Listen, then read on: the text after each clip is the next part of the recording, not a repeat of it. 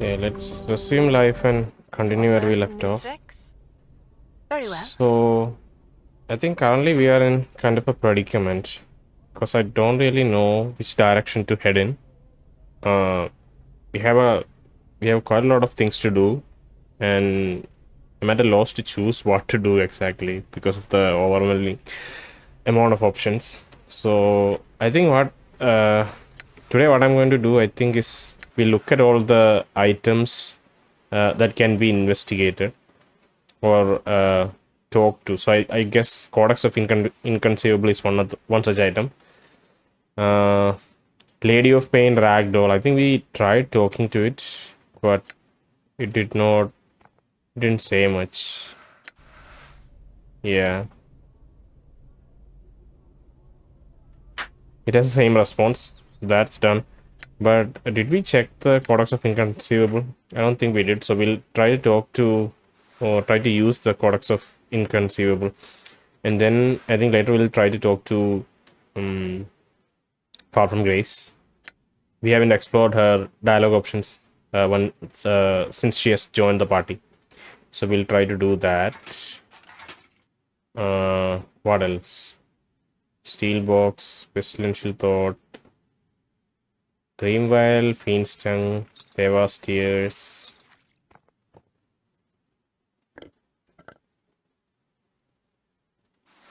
Yeah, we can even use her diary. But let's start with the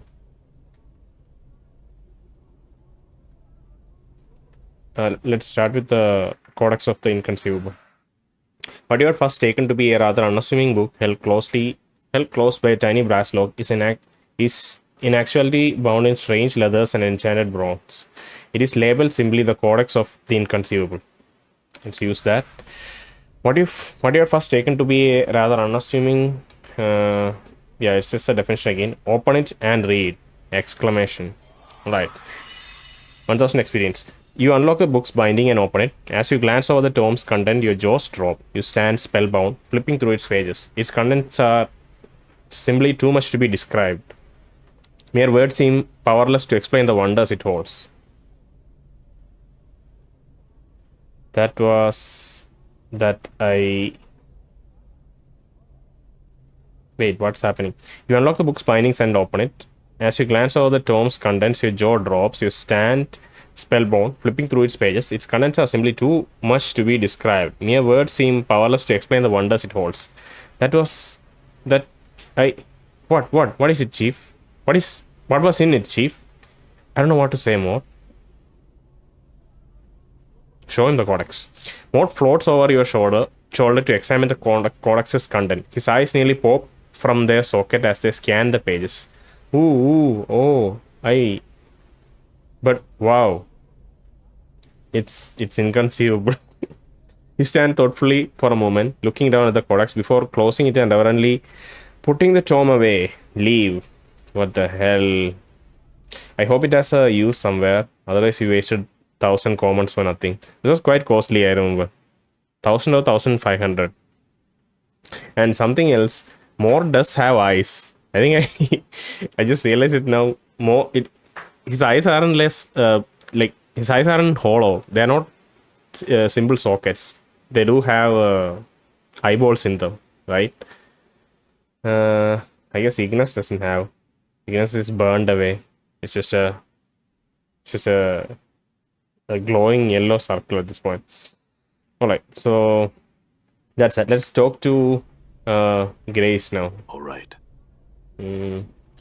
Dialogue. Yes? Can you tell me about this, Nari? How did you come by the name Far from Grace? Can you tell me? By the way, I went back through the recordings last time and realized I listened to the dialogue between Mort and Anna when Far from Grace joins the party. It's quite funny, well voice acted bit of dialogue. Yeah, I think Anna eventually says that she I wish that Far from Grace, I wish she would fall from great heights instead, and I might even bump her off myself, something like that. And it's well voice acted. It's a nice bit of dialogue, but it's odd that the screen does that weird character focus thing, shifting between Mort and Anna. It's very disorienting, so I couldn't focus on the dialogue. But I got it from the recording. It's quite funny. Okay. Sensates, teach me anything of the art, Grace. I want to ask about our companions. Alright. There's a lot here. Let's start with a sensible question first. How did you come by the name Fall from Grace? Also, I think there was a metal ringing last time I recorded because the mic was maybe a bit too close. So I'm trying to keep it a bit far away this time. At least I'm adjusting it right now so that I don't make the same mistake. Hopefully that'll be better. Because of my old recording setup at the moment, it's kind of unfortunate, but hopefully it'll be fixed in a few days.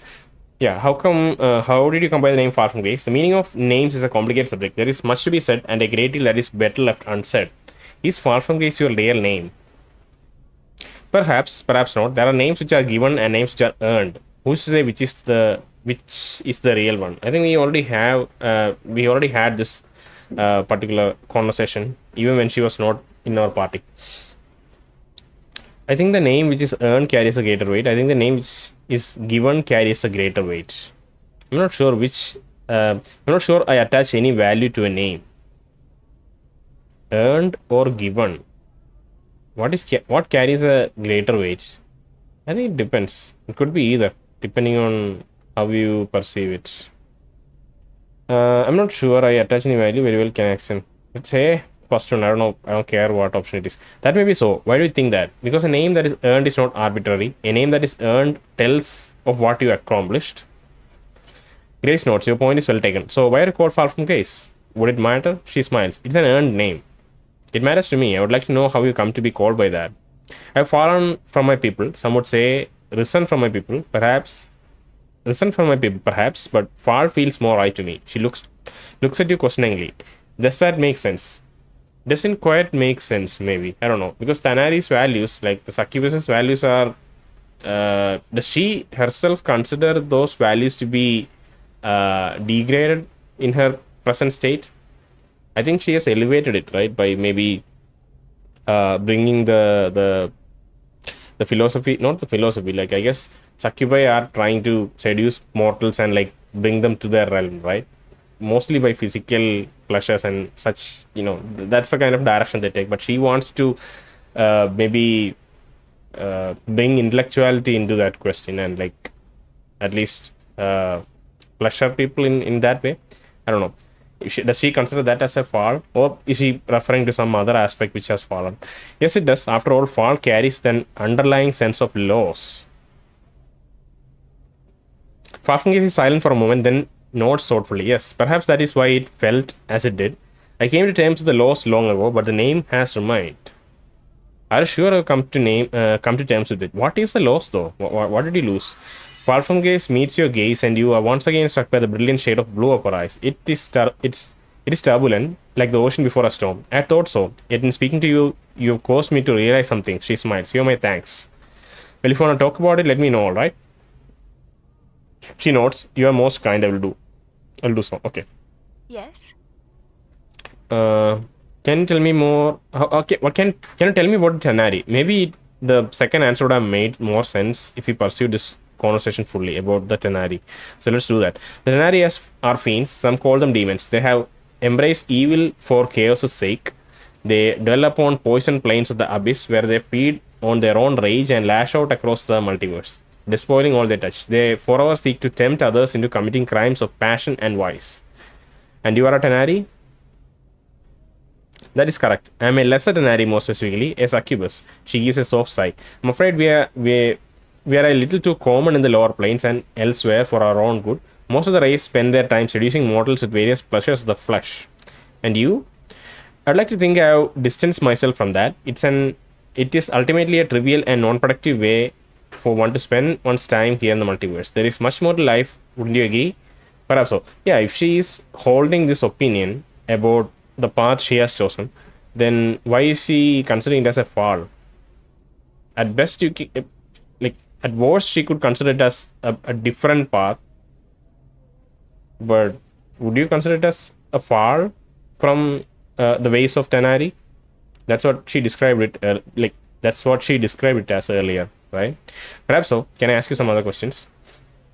Can you tell me about the sensates? The sensates are a faction of sigil that are devoted to experience. Yeah, when all is experienced, then truth of the multiverse shall reveal itself. Interesting philosophy. Could I join sensates? To join sensates, one needs only to be a student of life. Okay. I meant I was interested in joining their faction. Of course, forgive my teasing. If you wish to join sensates, I would inquire at the civic first hall. Someone there should be able to help you. I see. Can I ask you some other questions? Can you teach me anything of the art, Grace? Farfingay shakes her head slightly. No, I do not believe so. The art and the disciplines I practice are different. What do you mean? My powers, I see them, stem from my faith, not from manipulating energies as the art does. The art is a mechanism by which the powers of the multiverse may be harnessed through gestures, rituals, and devices. My powers come to me through a different means. My faith and the nature of my belief allow some of the multiverse to reveal itself to me. The nature of your belief? What do you believe in? I believe in experience. I believe a person may be changed for the better. The more of the multiverse they are allowed to perceive, and more of the multiverse is allowed to perceive them. My belief in the nature of experience allows me to. She paused for a moment thinking. I suppose the best explanation is that my faith allows me to see things differently. When you see the multiverse in such a way, you learn how to change things, mending wounds, seeing a person's heart, and so on, just by willing them to happen. Just by willing them to happen. That the belief is everything in planes, right? But this seems like a very vague description of how her powers come to be. Like, she says that experience is everything, and that's her belief, and that somehow allows her to like perceive things differently. But how different it is isn't clear. But those changes you may seem a lot like spells. How do you learn to do those things? Do you have a spell book? No, my spells, as you call them, they come to me after I've rested and centered myself. When I sleep and awaken, I can focus myself once more. The amount of faith required to change the multiverse around me can be quite taxing on the psyche. I am afraid just being able to see how to change things is not enough. You must have the strength to make. I'm afraid just being able to see how to change things is not enough. You must have the strength to make the change happen and last. I see. Can I ask you some other questions? Okay, let's back out of this and let me check my recording, because again, I'm kind of scared that everything might crash. So give me a moment. All right, yeah, the recording seems to be going fine. So let's continue our dialogue with the partner case. She talked about sensates. She talked about the art. Okay, I want to talk about our companions. Do you ever use weapons? No, there is seldom the need. I find that I cannot bear the touch of cold iron or even steel for long periods of time. In any event, I have a number of natural defenses that tend to discourage attackers. Yeah, you have a lot of resistances in your stats, such as updated my the kiss of a succubus is lethal to mortals, though they rarely realize the danger until their death is almost upon them. Farfingay sighs. I can resort to it when the need arises. Is the kiss anything? Is it a like normal kiss, or is it a maybe a special term for something else that she's going to do? I see. Add some other questions. Oh, wait. Wait. I want to see what the second option was. It was an interesting. It said something like intriguing or something. I couldn't read it fully. But yeah, and now we have a separate set of questions here. So we asked her about using weapons, and suddenly we have a separate list of questions. How's that? Why did you set up the brothel? I established the brothel to give those lustful favors that strike the mind more avenues of expression rather than the simply carnal. Much pleasure can be had in conversation and engaging in verbal arts with others. Why did you establish such a place? I think we had this conversation with her when we were talking to her in the brothel, but I think let's see. I'd like a refresher on this, so it's fine. Why did you establish such a place?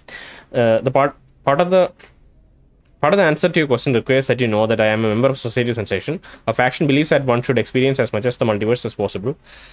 And And why is that is why you establish the brothel? The brothel is intended to slay the lusts of even the hardened intellectual. It is designed to stimulate the mind, to heighten one's awareness of themselves and others, to create new ways of experiencing another person. It is for those who seek something more than the shallow physical pleasures that fill the high and lower wards. Well, I wouldn't call them I mean, I can understand that. So the brothel was a school of sorts. Can I ask you other questions? Yeah, that's the thing, right? It's kind of like a school for teaching people to speak well and be be knowledgeable and show etiquette and things like that. But they just call it brothel of slating intellectual acts. It's kind of annoying. They do that. Yes, I hope that by learning the art of language and subtleties, patrons and students may learn more about themselves. One is only as limited as their command of the language. To be able to employ language to evoke emotions in others is a tremendous skill. If you're from the abyss, how do you end up in Sigil? It's a long tale, not as interesting as some would make it out to be, she sighs. It is entertaining tales of war and slavery. It is not a pleasant tale. Exactly, that's the kind of tale that I would like to hear. Very well. No, my past is not a long one, at least by Tenari standards. I do not know if you are familiar with the Tenari, but we are Race of the Abyss, a staggered series of planes filled with chaos and evil hearts. Go on. I'm a Tenari, a fiend, a succubus. I grew up upon the first plane of the Abyss. My mother was a succubus herself, and as I'm sure you are aware, succubi tempt mortals to bring their souls to the abyss. My mother was among the finest, seducing countless mortal men to their eternal damnation. She now dwells in the abyss, selling her children into slavery. Yeah, we know the story. And she was then sold off, thinking that Batisu will kill her off. But Batisu likes tormenting people.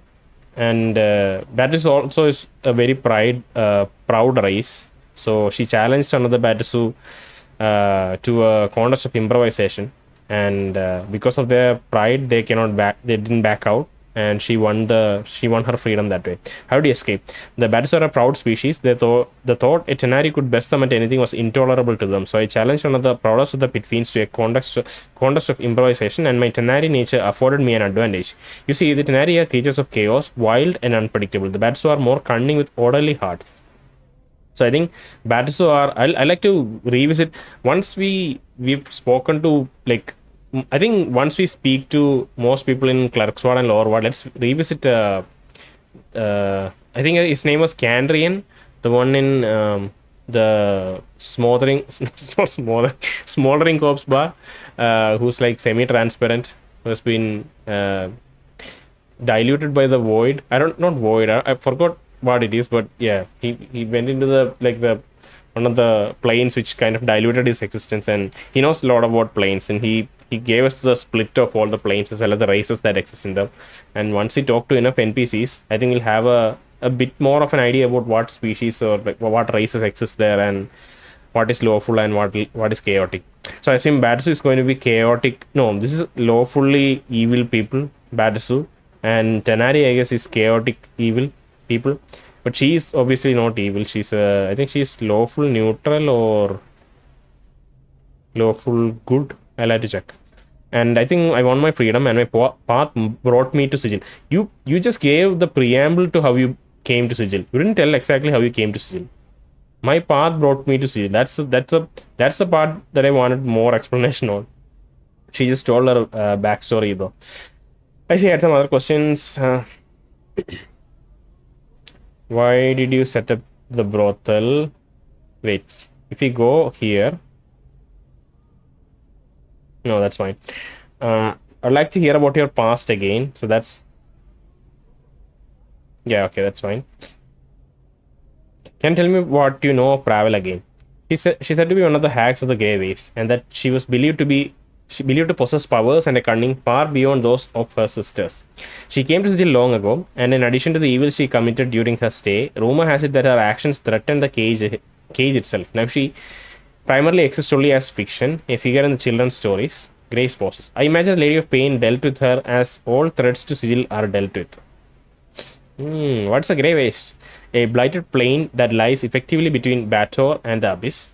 It is frequently a battleground in the Blood War. So Bator, we can assume, is a place where Batisu come from, and Abyss is where the Tenari come from.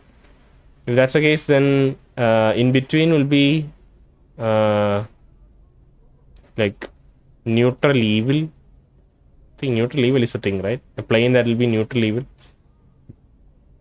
Wait, no. Chaotic, neutral, and lawful, right? No. I'm confused. I'm confused what neutral is and what good is. But yeah, anyway. Enough about Ravel. What's the Blood War? So Blood War has been quoted to us long ago, as far back as in Smoldering Corpse Bar. Is there anyone else who might know about her? Someone in the festival may know of her. Grey Waste. What's a Blood War? The Blood War is a conflict that rages across the lower planes between Batistu and the Tenari. They fight over whether evil should be lawful or chaotic, far from Grey's forces. It is a war best avoided at all costs. Let the Tenari and the Batistu butt their heads and leave the rest of the planes in peace, or at least in relative peace. Do they use human troops? Wow, there are a lot of questions here. Interesting. Relative peace? Well, the war is so large that most races get caught up in it against their wishes. Ignoring it often proves just as dangerous as participating in it. Do they use human troops? On occasion, yes. There are a number of human mercenaries that participate in the Blood War. They serve either as soldiers, fodder for cannons, or food for the fiends. Wow, it's a multi-purpose. It's kind of like a all-purpose soldiers. They can be fodder for cannons and even food for fiends. Terrifying. You said that as long as the war goes on, the rest of the planes are allowed relative peace. That's the same. This results in the same response, I'd presume, but the question is phrased differently now. Yeah. How long has it been going on? According to the chronicles, the Blood War has been fought ever since Batistu met the Tenari a very long time ago. I'm not certain there is a human term that encompasses the time between then and now. Far from Graves shakes her head. I'm afraid that neither the Batistu nor the Tenari have ever really taken to the other.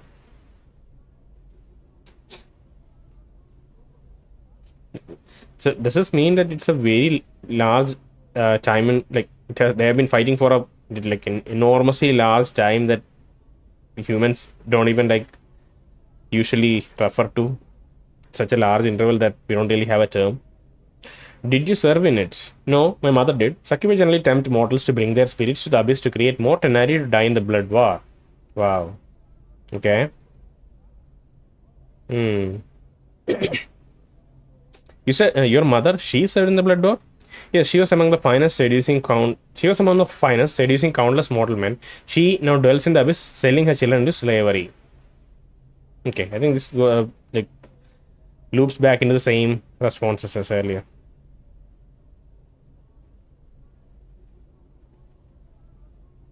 How long has it been going on? Okay. Did you serve in it? Your mother served in it, and then it results in this question. Are these questions bothering you? It's really digging into your past, everything, right? Are these questions bothering you? Oh no, not at all. It's best you know this. The Blood War underlies most events on the plains. It's important to understand what it is and why it is taking place. Sorry. I have some other questions not related to Blood War. Okay.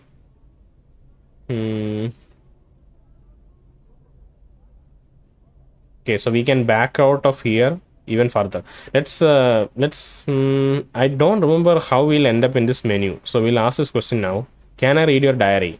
No. Please. Grace gives a slight smile. A lady must have her secrets. Very well then. I had some other questions. So I wonder if it's just a prop that can never be opened, or if under some circumstance we'll be able to access it. Maybe she'll turn on us and we'll kill her and then take their diary. I don't know. That's not gonna happen probably. But interesting thing to think about. Actually I had some other questions instead. Tenari, Far from Grey, Sensates, Art. Okay. So did you ever use weapons? I think it's this menu that resulted in that separate dialogue tree. Let's ask about our companions. Who in particular did you wish to discuss? Me, you, Mort, Anna, Dak'kon, Ignis. No one. Actually, I had other questions. Okay, so we have lost a bit of recording due to my own stupidity. I was double checking something and then accidentally paused the recording. and then only realized it after like 10 or 20 minutes. So we lost a bit of dialogue that I was having with Far From Grace. So I think we'll go through that dialogue again and then continue. So Yes. I think I was talking to Yes. Far From Grace about our companion. So we are gonna go through this section, and we'll go through each of them again, because I recorded a couple of days ago. When I lost the recording, I stopped. Then I'm coming back after a break. So I think we'll go through the dialogue again and share the thoughts and comments, and then go on. Me actually, sorry, who in particular did you wish to discuss? So we are talking about our companions, and that includes like both me and both us and Miss Grace. So it includes all 1, 2, 3, 4, 5, 6 of us. I think once we recruit more people, we can come back to this dialogue and discuss about them too. But for now, we are asking about us. Me actually, what do we should discuss? To be honest, I'm curious as to your feelings about me. I think she says she'll have her secrets. Yeah. Grace gives a slight smile. A lady must have her secrets. I'd like to know your thoughts on my situation then. So, do you know anything else that might prove helpful? Well, shadows keep coming to kill me. I have a feeling they are following me, but I don't know why. Shadows. Far From Grace is silent for a moment. Shadows are shades of the dead. They do not tend to hunt. They tend to lie in wait for the victims. Curious. They tend to lie in wait for the victims. Does that mean that any time we encountered a shadow, at least in a real cutscene, I think we have seen a couple of cutscenes where shadows have tried to attack us, right? So all of those instances, does it mean that the shadows were people who were killed in that particular area and they were lying in wait for us to arrive before attacking us? I'd like to know any other thoughts you have on my situation.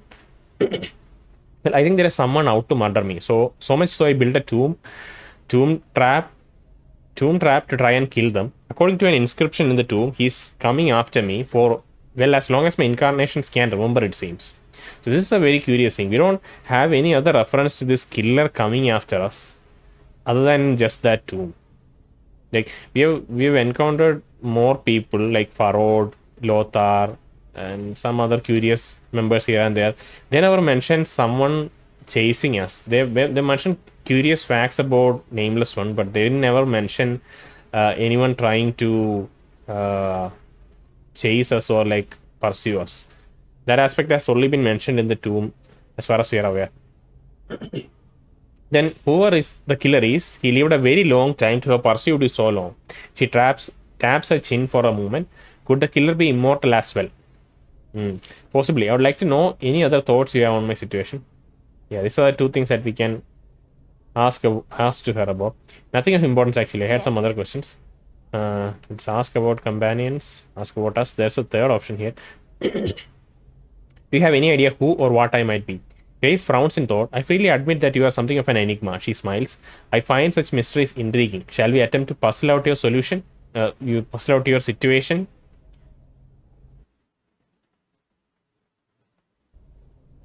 Yes. First, while it is possible that you are a tiefling or some rare crossbreed, my guess is that you are human or were at one time. Alright, go on. Your appearance is approximately a male in his early 30s. The stitching and scar tissues make an exact determination difficult. Tell me about it. Go on. The key to your past is your memory, and it seems that certain locations, events, and people trigger seemingly forgotten memories. It would seem to be in your best interest to visit as many locations as possible and speak to as many people as possible. In short, experience your universe as much as possible. A sensei's advice, huh? Parfumgaze gives a bemused smile. I would not advise it if I did not practice it, and if you did not already know it to be true. There may be something else that would shed light on my situation.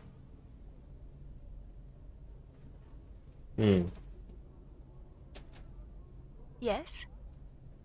So let's talk about you. Me? Really? She thinks about this for a moment and then nods. Very well. If there is anything you are curious about, please ask. Okay.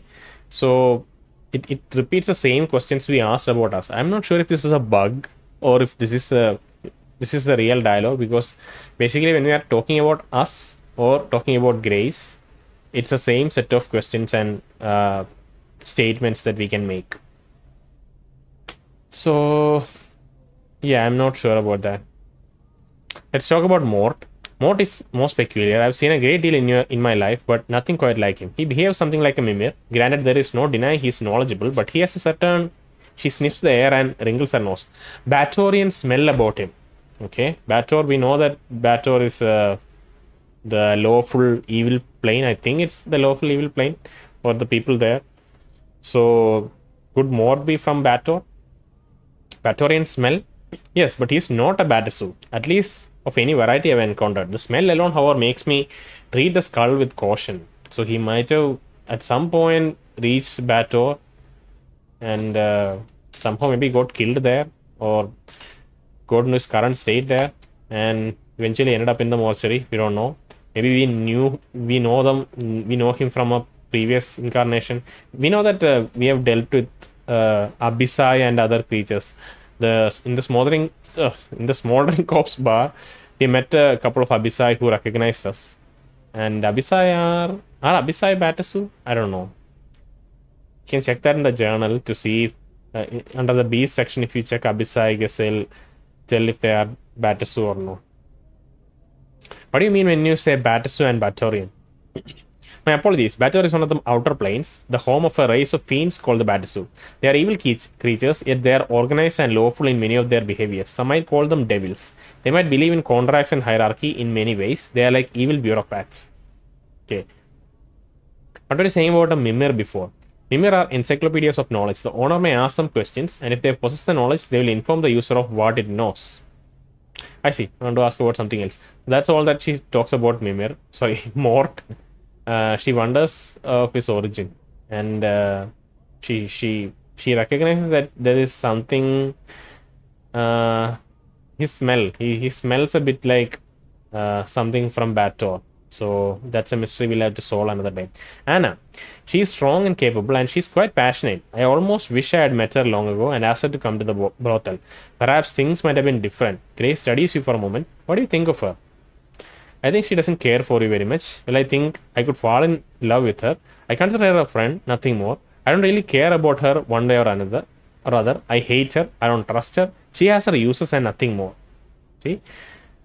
So many different responses. And if we take the first response, I think I remember that Platform Grace has a very snappy response to us picking the first option. I think she doesn't care for you very much.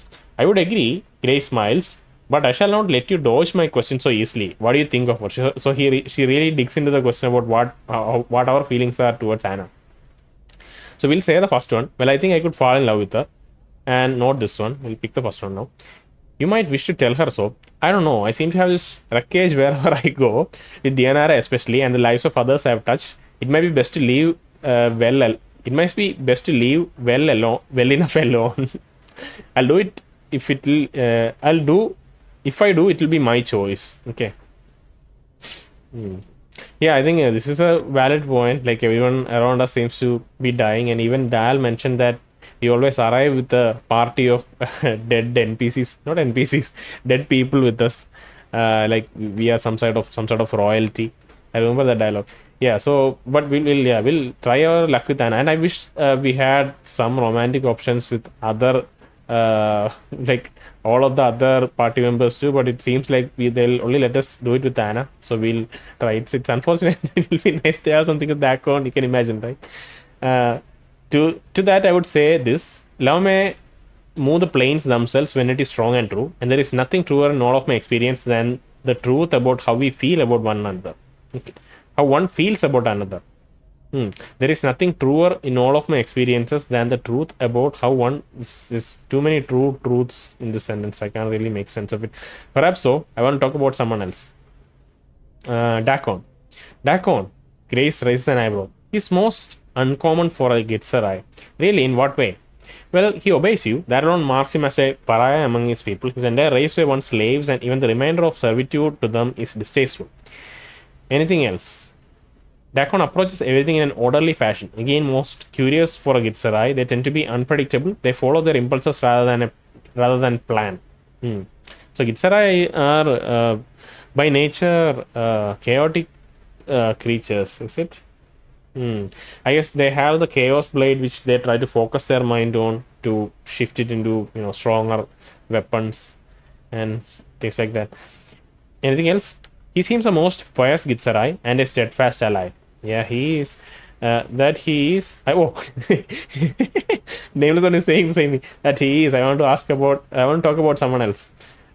Who in particular did you wish to discuss? Ignis. You would be wise to travel with him no longer. He is insane and he has proven capable of great acts of destruction. As I understand, he was transformed into a conduit of the elemental plane of fire. Into a conduit to the elemental plane of fire. Such a transformation would have killed mortals. Yeah. Continue. Not only did he survive such a trial, but he thrived. He possessed tremendous power. Should he be forced into a confrontation, I would fear for the chance of anyone who stood against him. I pray it does not come to that. If Ignis is so powerful, why doesn't he just attack everything he sees? Why does he even travel with us?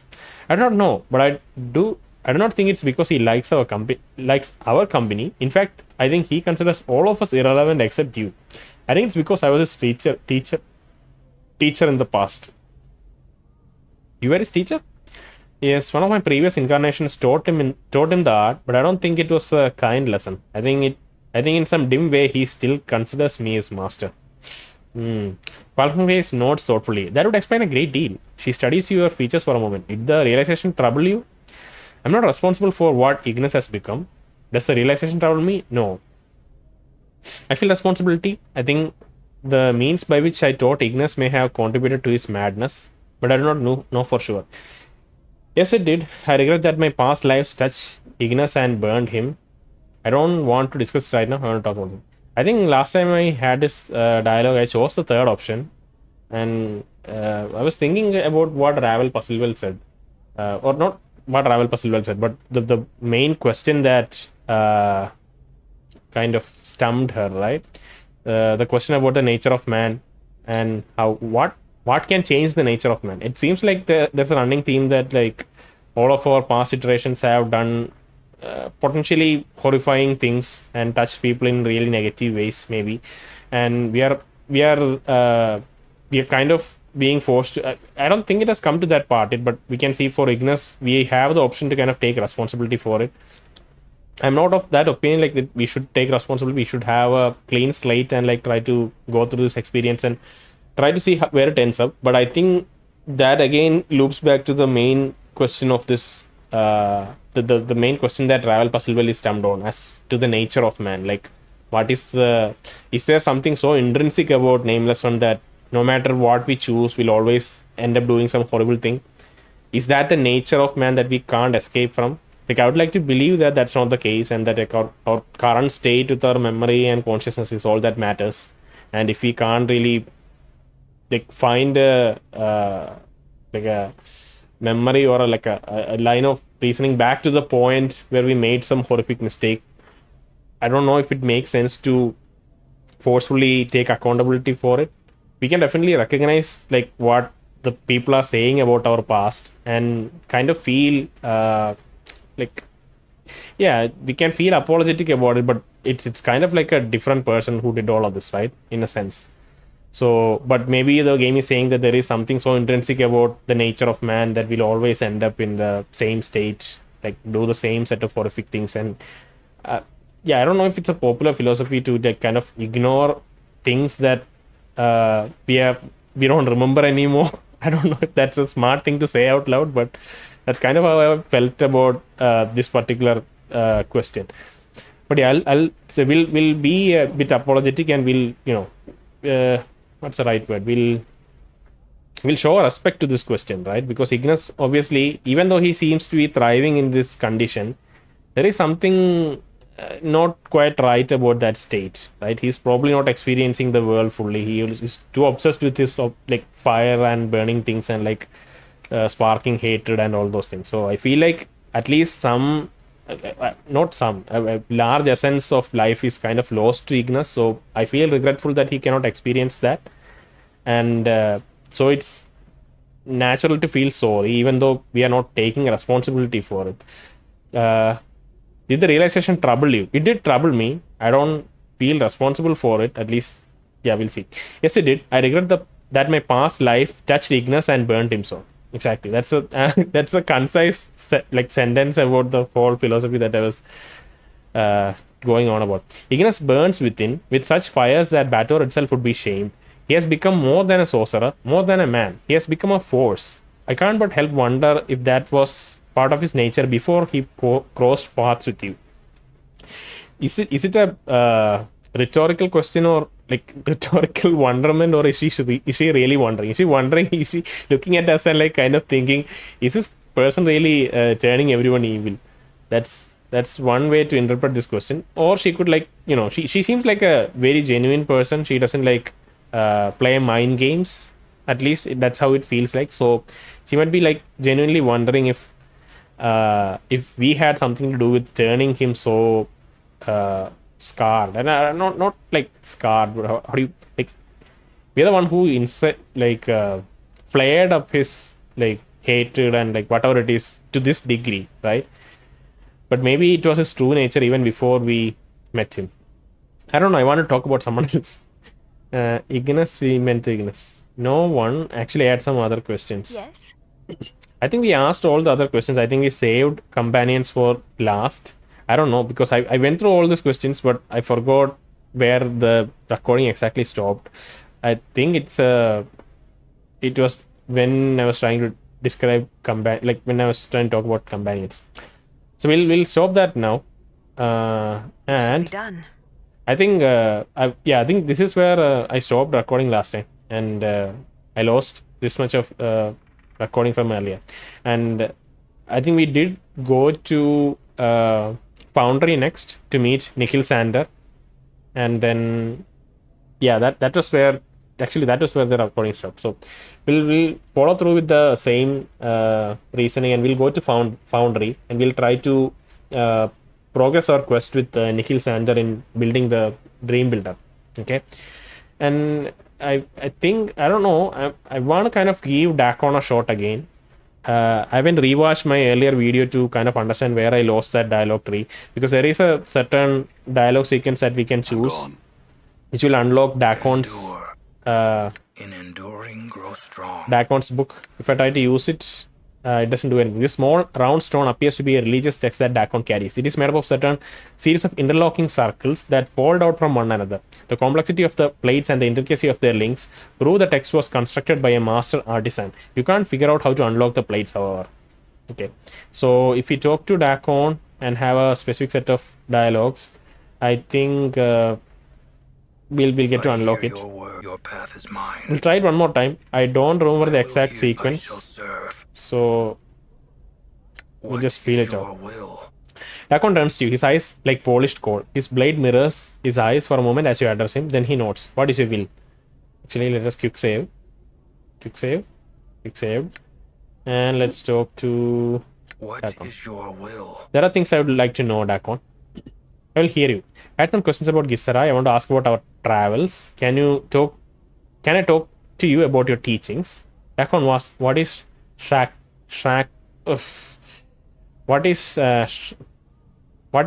Okay, I don't want to pronounce this. It's so difficult. It takes so much out of me trying to pronounce this word.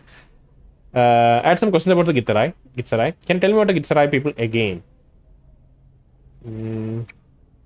Dak'kon is silent for a moment. Know this and accept it as an answer. We are the people who make our home upon the shifting plane of limbo. With a deft motion, Dak'kon slips a blade from his back and holds it before him. Wait, see what happens. Wow, animation. There, we mold the matter of limbo with our minds. We forge cities with our thoughts. As you watch, a series of rippling waves of metal begins to roll forth from the center of the blade. The pitch and the crest of the waves match the inflections in Dak'kon's voice. In its chaos we dwell, with our only knowing to preserve us. We are Gitsarai. In its chaos we dwell. What is that blade you have? It moved, shifted in response to your voice. It's a Karak blade. It's an object that lets others know the rank of the wielder. Karak? What does that mean? Dak'kon falls silent for a moment as if searching for the correct words. In your tongue, the closest translation is chaos matter. The people may shape it with their thoughts. The people? The Gitsarai. What are the Gitsarai again? I think we are looping back to the original question. And you say the Gitsarai can shape this Karak with their thoughts. Karak is not shaped by heat, but by knowing oneself. It's a mirror that reflects the will of the wielder on its surface and its edge. When one knows oneself, the blade is strong, harder and stronger than steel. When one does not know oneself, the blade is water, formless and weak. He is kind of in a in a predicament where he is unsure about his own knowing, right? So isn't this blade going to be a little weak at the moment? What rank does the blade signify? Blade is symbol carried by the Zerth. A Zerth is one who knows the words of Zerthimon. In knowing the words of Zerthimon, they know themselves. Zerthimon founded our race. He knew the Gitzerai before they knew themselves. He defined the people. He gave them one mind. He gave them one mind. And some other questions. You seem to place a special emphasis on knowing. Why? All things, whether structure or flesh, their existence is defined by their knowing of themselves. And if a man does not know himself, when a mind does not know itself, it is flawed. When a man is flawed, when a mind is flawed, the man is flawed. When a man is flawed, that which he touches is flawed. It is said that what a flawed man sees, his hand makes broken. This is a really good principle to follow. Just be very sure, not just be sure, just be very critical about your own mind as to, like, instead of being instinctive and not thinking about your actions, just be a bit more involved in your decision making process. Just understand yourself fully so that you can make decisions for you better, instead of just running your day just based on instincts. I think that's a nice saying I have heard quite some time ago. It says something like act with intent, act out of intent, not out of habit. So it's easy to just have comforting habits and like go through the entire day just following your habits, and if you don't have a good set of habits, it can result in pretty terrible days at times. So act with intent, don't be too strung up on it, but just just be conscious about our actions. At least that's what I interpreted that saying as, and it was quite nice. It's quite a nice saying to have on a tough day, I think. Do you know yourself? Sorry, what was I talking about? Yeah. When a mind does not know itself, it is flawed. When a mind is flawed, the man is flawed. When a man is flawed, that which he touches is flawed. So just be sure about your own self. It said that what a flawed man sees, his hands make broken. Also makes sense. Do you know yourself? Dak'kon falls silent. His cold black eyes take on the same distance that you noticed when you first met him. He's so unsure about himself. I ask again, do you know yourself? When Dak'kon speaks, his voice has changed. His words echo like a great stone dropped into a chasm. It looks like he's forcing the words from his chest. It is not my will that you know this. Perhaps I was being too kind in phrasing it as a question. But I had other questions about Gitzerai. Let's pursue this again. I think I missed a question. Yeah, no, I didn't miss. Perhaps I was being too kind phrasing it as a question. Tell me. Whoa, what a this is bullying, right? The words come out of Dak'kon slowly as if they are being carried by one. They are being carried one by one. It has come to pass that I do not know myself. Why? Dak'kon's voice drops to a whisper like sand. I do not know why. I know it has happened to me. But I know not the how nor the when, nor how to know myself once more. I see, I had some other questions about the Gitzerai. We just dropped that because it's such a confusing reply. What is that blade you have? I think we kind of pursued that. And some other questions about Gitzerai language. What is Akali drowning? We know this tale. He even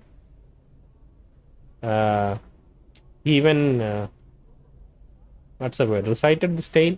You recite a poem, you don't recite a tale, right? Well, he told this tale to Wes, I think, and Wes had a different interpretation of Akali drowning. Not interpretation, a different overall the gist of the story was the same, but the set of circumstances were different. Yeah, I think this is the only question we can ask. Let's ask about it.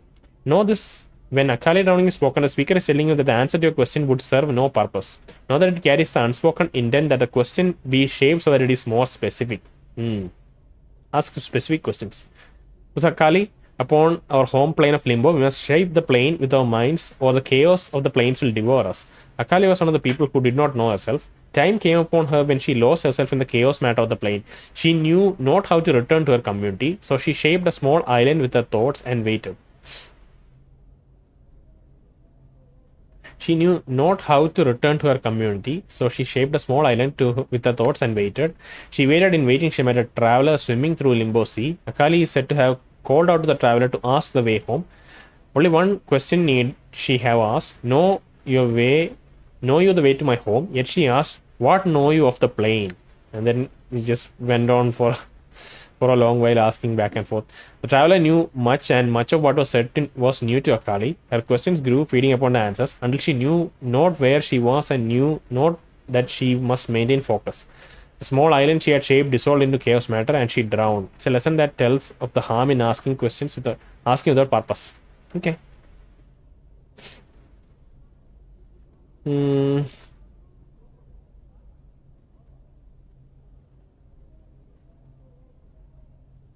It's made of a strange, and we know that Karak blades, they signify that the person who is carrying that is a Sarth. A Sarth is someone who has known the words of Zerthimon. It's made of a strange metal. It's almost hypnotic the way it shifts back and forth. Dak'kon falls silent for a moment as if searching for the correct words. In your tongue, the closest translation is chaos matter. The people may shape it with their thoughts. Shape it with their thoughts. The people. The Gitsarai. Instead, Gitsarai can shape it with their thoughts. What are the Gitsarai again?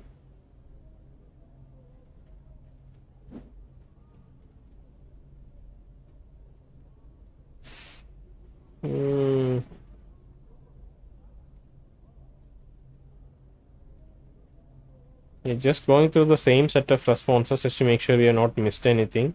Because I know somewhere hidden in here is a set of dialogue that I have missed multiple times. I've spoken to him at this point. So I'm being extra cautious that we're not missing anything.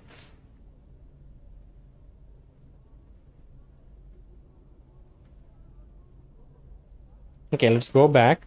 I want to ask you about our travels. Dak'kon waits. Why can't you tell me about City of Sigil?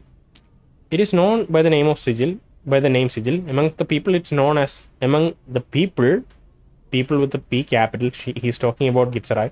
It is known as a city that does not know itself. Yeah, I remember him having mentioned this. Does it know itself? What do you mean? The city exists, but it does not know itself. In knowing itself, not knowing itself, its existence is flawed. How is it flawed? The city exists in opposition to itself. It has set itself apart from the planes, yet it seeks to be everywhere at once. Its walls are doors, yet it keeps its doors locked. Such an existence tells of a thing that does not know itself. In not knowing itself, it is flawed. It's a city made up of doors, but they are all locked. So, what is the purpose? When you say the city is everywhere at once, what do you mean? The city itself is built from doors. The doors lead everywhere. Where are these doors? They are everywhere within the city. The account falls silent for a moment. It is said that every bounded space within the city known as Sigil is a door that leads elsewhere. Why do you say this is flawed again? Okay. Truth. What if the city is not flawed? A thing does not need to be ordered and have a purpose to know itself. What if these contradictions are strengths that you cannot see? What if the city is not flawed and you just don't know the reason for its contradictions? There is an order in everything. Perhaps there is an underlying pattern that you cannot perceive. See, both of these questions, you say truth in front of it, but both of these are questions. They are wonderments, right? Or is this a rhetorical question just to force the point? I feel like we are genuinely wondering this possibility. In that case, we don't have to say it as truth, right? It's just a possibility that we are wondering about. Truth has to be a statement about something, right? I guess this central sentence is a statement. A thing does not need to be ordered and have a purpose to know itself. Sure, we can take that as a sentence and assume it's true or false. And then there is order in everything. Perhaps there is an underlying pattern that you cannot perceive. So this is saying that this is maybe something of a chaotic alignment increase if we check this, if we select this, because we are kind of accepting,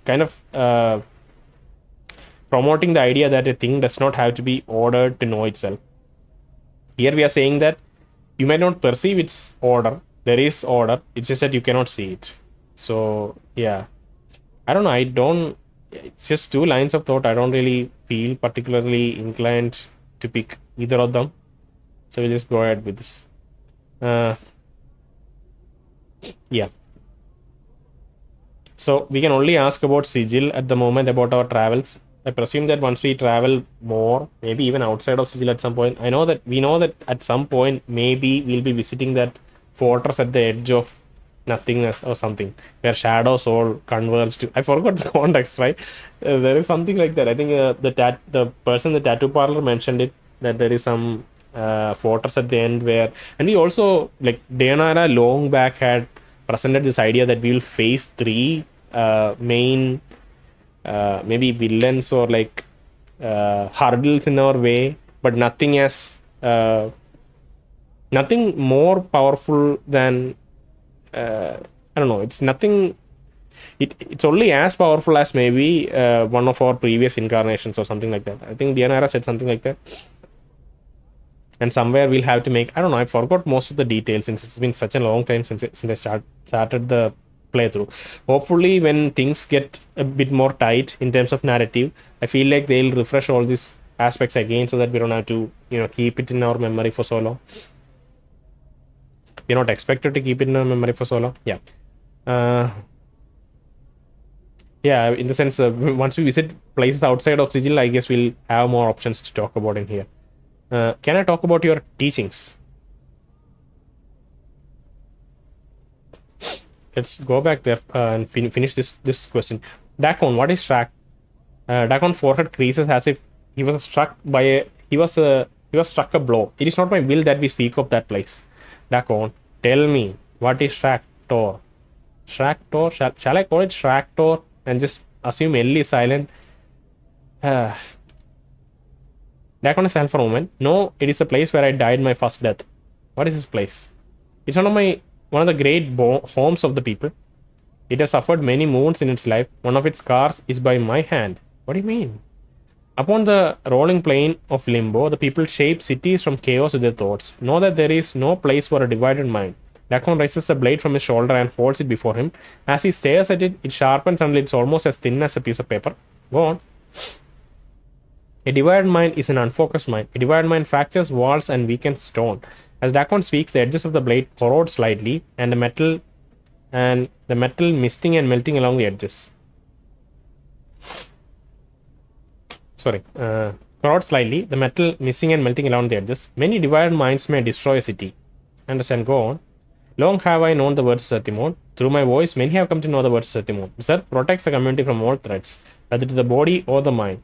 They are guiding stones in the chaos. So it came to pass that I spoke the words of Zerthimon without knowing the words of Zerthimon. It came to pass that I no longer knew myself. So you doubted the words? No, Dak'kon's voice is edged, and his blade sharpens in response. I knew the words, yet it came into my heart that perhaps others did not know the words as Zerthimon knew them. And so division formed. As my mind became as two, my mind became divided. Those that looked to me as a guiding stone became divided. Many scores of Gitzerai, many hundred scores of Gitzerai doubted. Shractor died that day. Because he induced doubt into the minds of so many people.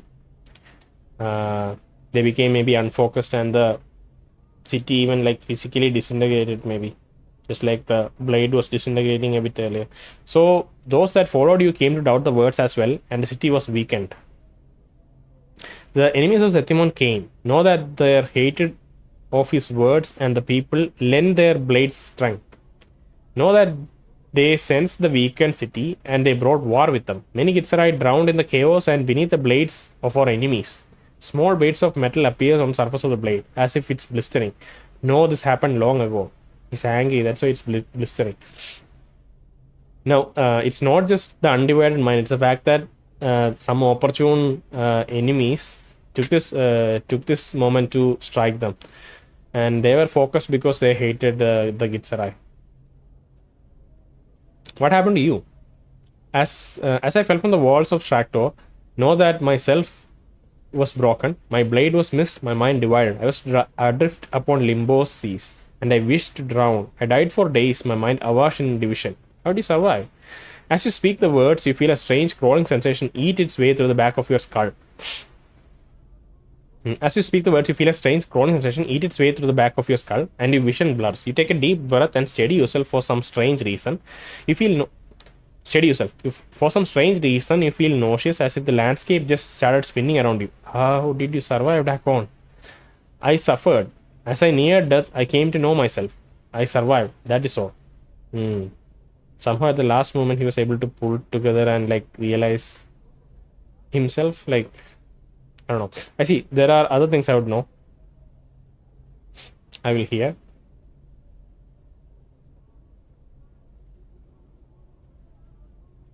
Can I talk to you about your teachings?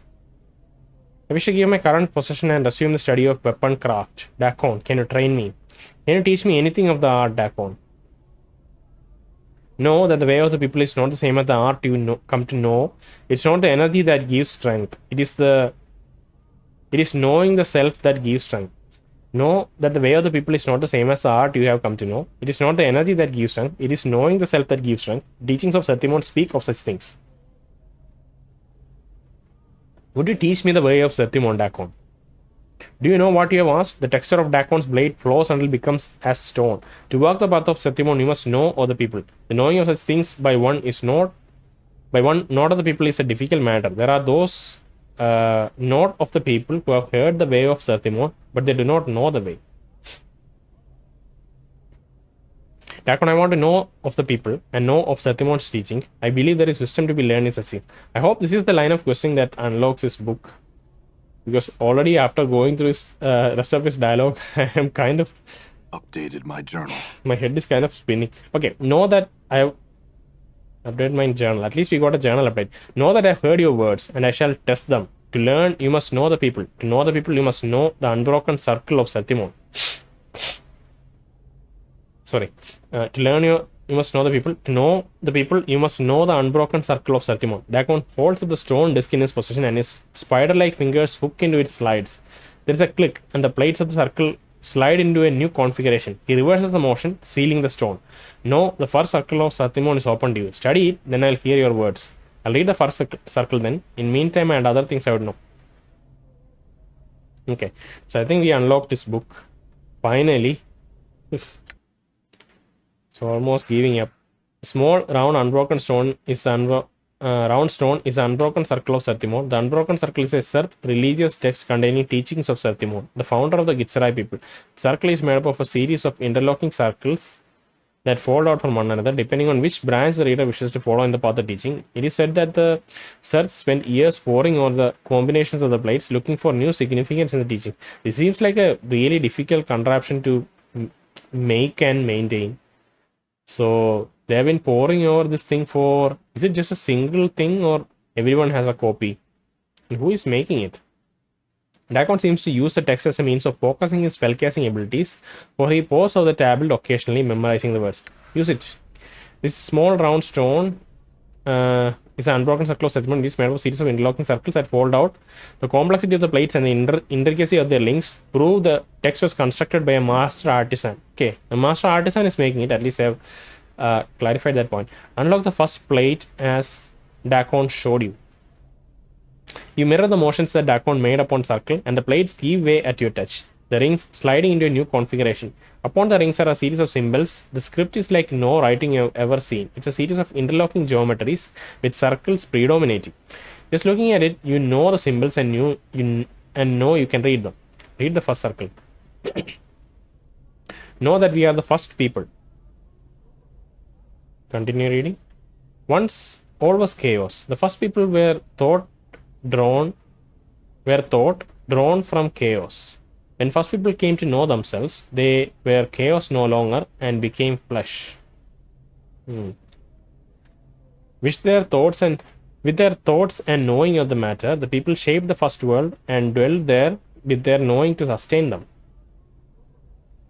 Yet the flesh was new to the people, and with it, the people came to know themselves. Yet the flesh was new to the people, and with it, the people came not to know themselves. The flesh gave rise to new thoughts, greed and hates, pains and joys, jealousies and doubts. All of these fed on each other, and the minds of people were divided. In their division, people were punished. Punished by whom? By just nature, but like as a natural consequence of division, or by some other entity. Continue reading the symbols. The emotions of the flesh were strong. The greed and the hates, the pains and the joys, jealousies and doubts, all these served as guiding stone to enemies. In becoming flesh, the first people became enslaved to those who knew flesh only as enslaved those who knew flesh only as tools for their will. No, these beasts were the illithids. Illithids. The illithids were a race that had come not to know themselves. They had learned how to make other races not know themselves. They were tentacled ones. They lived in flesh and saw flesh as tools for their will. Their blood was as water, and they shaped minds with their thoughts. They shaped minds with their thoughts. When illithids came upon the people were a people no more. The people became slaves. The illithids took the people from the first world and brought them to the false worlds. As the people labored upon the false worlds, the illithids taught them the way of the flesh. Through them, the people came to know laws. They came to know suffering. As the people labored upon the false worlds, the illithid taught them the way of the flesh. Through them, the people came to know laws. They came to know suffering. They came to know death, both of the body and mind. They came to know what it is to be heard of another and have their flesh consumed. What it is to be the herd of another. Herd, H-E-R-D, herd. They came to know the horror of being made to feel joy in such things. Finish reading the circle.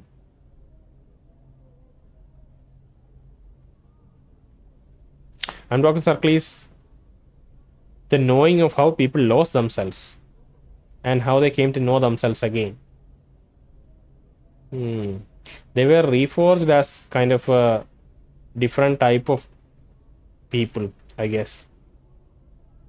At first, they didn't know anything about all the effects of having a fleshly body and like all the emotions and consequences that come with it. And then they were kind of exploited in horrific ways, and they got to like really closely know all the ways of the flesh. So Unbroken Circle is a knowing of how the people lost themselves. So at first they kind of lost themselves when they discovered flesh after being evolved from chaos, and then later they were exploited by their enemies, and they came to know a different knowing. Examine circle again. Slide the plates closed and sealed circle. Examine circle. Leave the Unbroken Circle of Zerthimon alone. Okay, alright. Let's quick save and talk to... Balance in all things. What is your will? Can I talk to you about your teachings? I've read the Unbroken Circle of Zerthimon. I want to speak to you more about the way of Zerthimon. What did you come to know? Strength lies in knowing oneself. I learned that once someone does not know themselves, they are lost. They become a tool for others. Great. Great stuff. I learned that you people were once slaves to illithids. It seems they committed many crimes against you people. That's a very surface level take on things. This is a more deep philosophical take. Strength lies in knowing oneself. I learned that once someone does not know themselves, they are lost. They become a tool for others. My journal. You have come to know the first circle of Zerthimon. You not only see the words of Zerthimon, you have come to know them. Dak'kon holds circle and hooks his fingers around the edges. There's a click, and the plates of the circle slide into a new configuration. He reverses the motion, sealing the stone. Now second circle of Zerthimon is open to you. Study it, then I will hear your words. Okay. So we have to be really conscious about ourselves, or we'll lose ourselves and then become a tool for others. So that's what the moral is. I wish I had picked the more... what's the word? It's not a cynical look, but the more... yeah, I can't find the word. Oh, damn it, lie.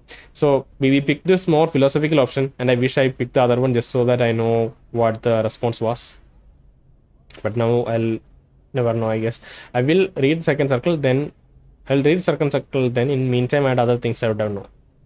I would know. Very well, we'll speak again once we check your book. Let's check the book again.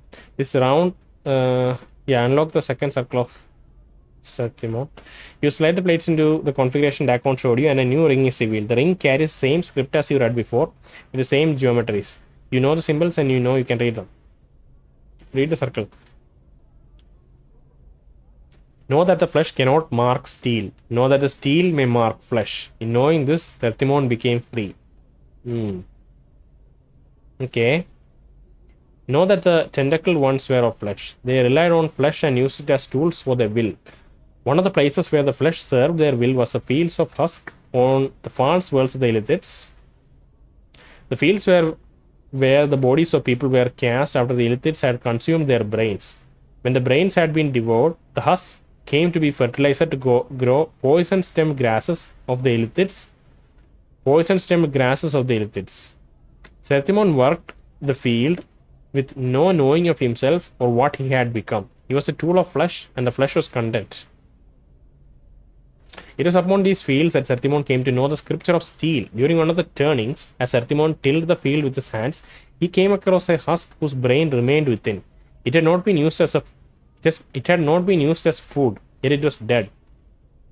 The thought that one of the husks had died a death without serving as food for the Illithids was a thought Zerthimon had difficulty understanding. From that thought came a desire to know what had happened to the husk. Embedded in the skull of the husk was a steel blade. It had pierced the bone. Zerthimon realized that was what had killed the husk. The steel had marked the flesh, but the flesh had not marked the steel. Zerthimon took the blade and studied its surface. In it, he saw his reflection. It was in the reflection of the steel that Zerthimon first knew himself. Its edge was sharp, its will the wearer's. It was a blade that would come to be raised against Gith when Zerthimon made the pronouncement of two skies. Continue reading. Zerthimon kept the blade for many turnings, and many were the thoughts he had about it. He used it in fields to aid his work. In using it, he knew about how it was not used. The Illithids were powerful. Zerthimon had believed that there was nothing they did not know.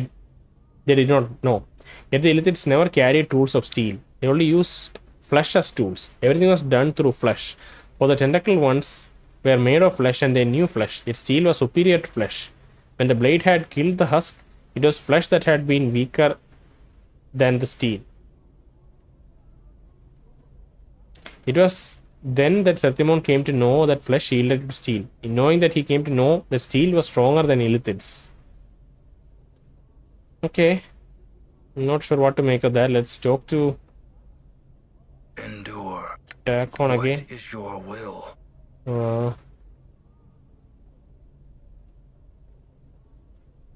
Sorry.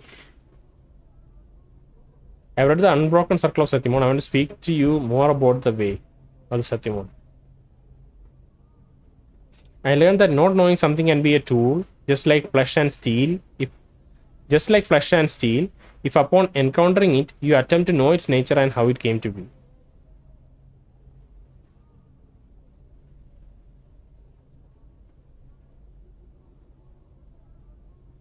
I learned that while tending to the fields of the Illithids, Zerthimon learned of the nature of steel and how it could be used to defeat Illithids. I don't want to say this kind of simplistic answer. I think maybe it will have some negative repercussions, even though I would like to know what the response is. I learned that not knowing something can be a tool. Just like flesh and steel. If upon encountering it, if you attempt to know its nature and how it came to be.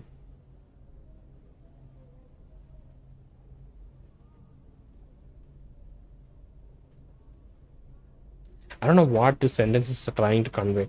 I learned that not knowing something can be a tool, just like flesh and steel. If upon encountering it, you attempt to know its nature and how it came to be. God damn it. Alright, I'll speak to you later. Let me quick save and try to give you the simpler answer. What is your will? And see what you say to that. Updated my journal. Dak'kon forehead creased into a frown. Then you have come to know nothing. You are one whose words... one who hears the words and does not know them. I guess that was to be expected. Very well, I'll study the text again. Meantime, I had other questions. Never mind then, Dak'kon. Never mind then.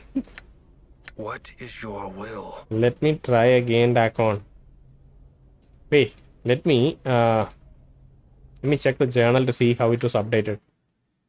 Maybe it has... Apparently, I don't understand what the next circle is now. I'm sorry. That is such a I apparently I don't understand what the next circle in the Unbroken Circle of Zerthimon meant. Or so Dak'kon tells me. He's pissed off when writing this. I think in the meantime, I think the meaning in the words lie beyond what is inscribed on the stone. I may have to bring some of my own wisdom to Zerthimon's teachings before I understand the way of Zerthimon. I came to understand the first circle of Zerthimon by bringing my wisdom to the text. In exchange, Dak'kon opened the next circle of Zerthimon to me. I think he intends to teach the Unbroken Circle to me in stages, unlocking each circle as it comes, as I come to understand the previous one. All right, mate. Let's try it again. Sorry, no, we don't need to try it again. We can just talk to him. What is your will?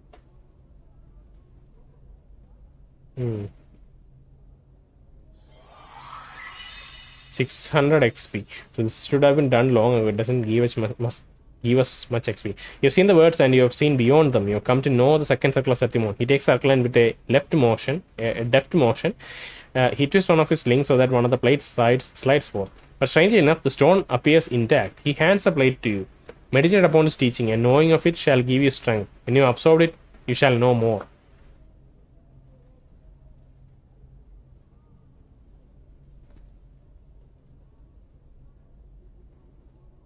Dak'kon's fingers feel around the edges of the stone circle, and he twists it clockwise.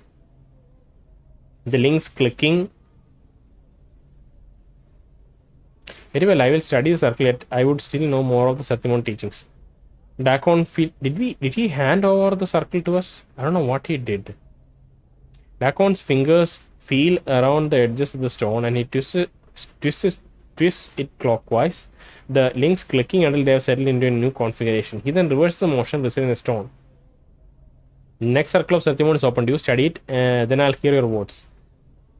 I'll read the next circle in the meantime. Alright, let's go read the next circle. Unlock the third circle. You slide the plates into configuration Dak'kon showed you. New ring is revealed. The ring carries the same script as you read before, and the same with the same geometries. You know the symbols and you know you can read them. Alright, let's read. Zerthimon labored many turnings for the illithid Arthali, twice deceased, and his partnership in the cavernous heavens of the false world. His duties would have broken the backs of many others, but Zerthimon labored on.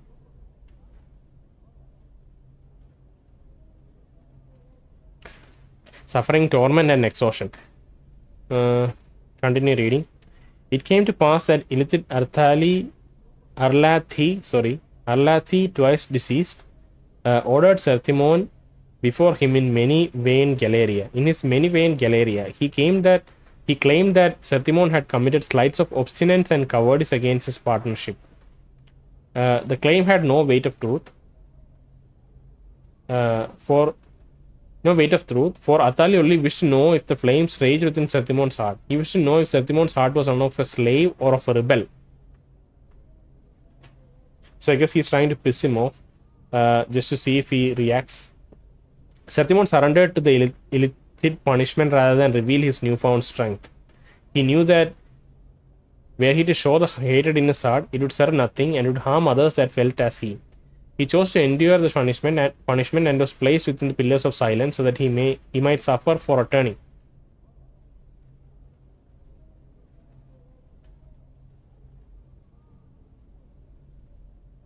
Obstinance. I want to know what obstinance means. Give me a second.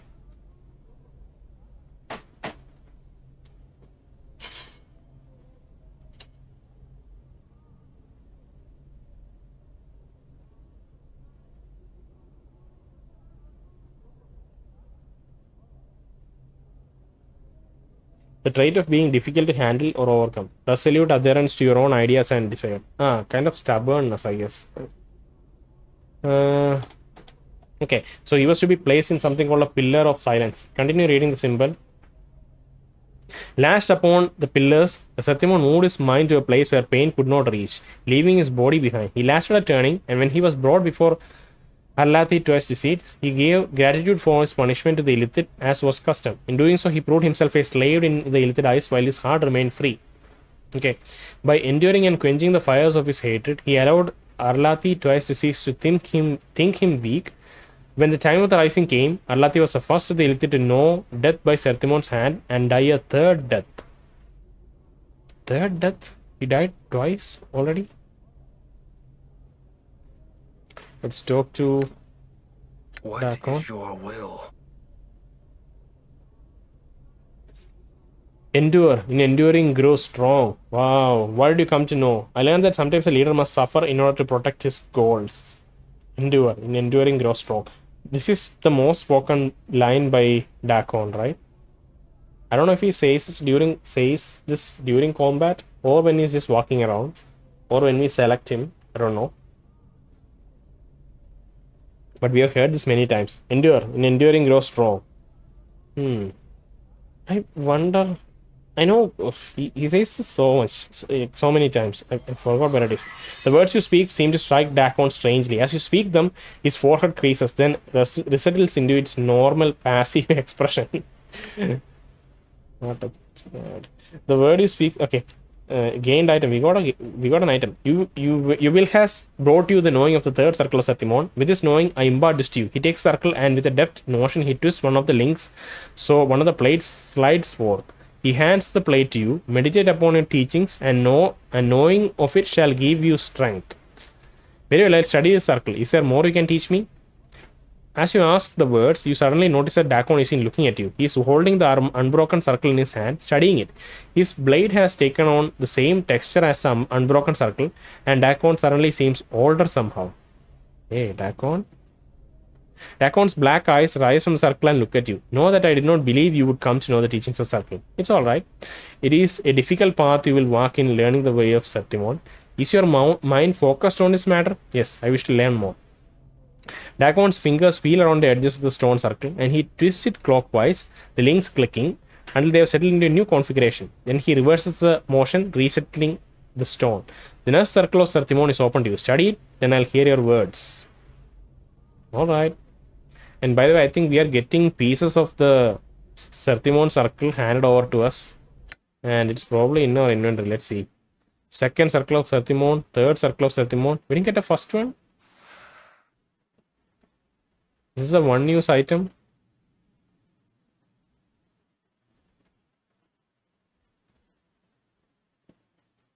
Is it a different description? I want to go through this description again.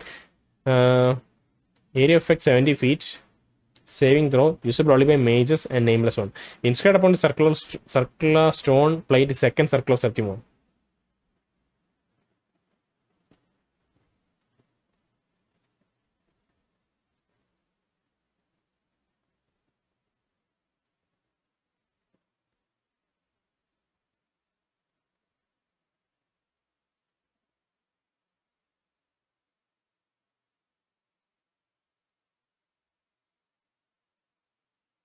I think this last sentence was not.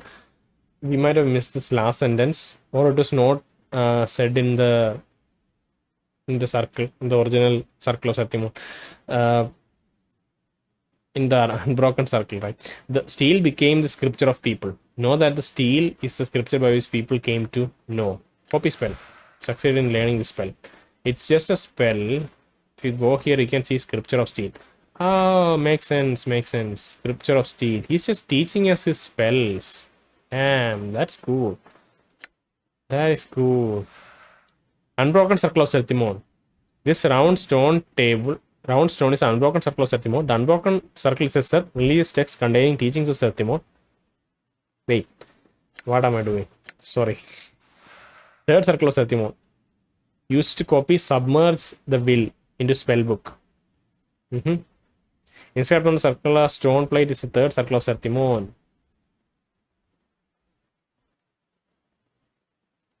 By enduring and quenching the fires of its hatred, he allowed Arlathi twice disease to think him weak. When the time of the rising came, Arlathi was the first of the illithid to know death by Zerthimon's hands. Copy this spell. Submerge will is kind of a defensive buff, right? I think so. Let me see. Submerge will. It bestows armor class 2 against all attacks and +1 to all saving throws for 12 seconds. Yeah. Thank you. These are both level 1 spells.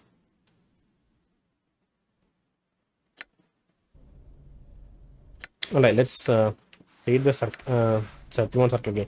Unlock the 4th circle of Zerthimon. Read the 4th circle.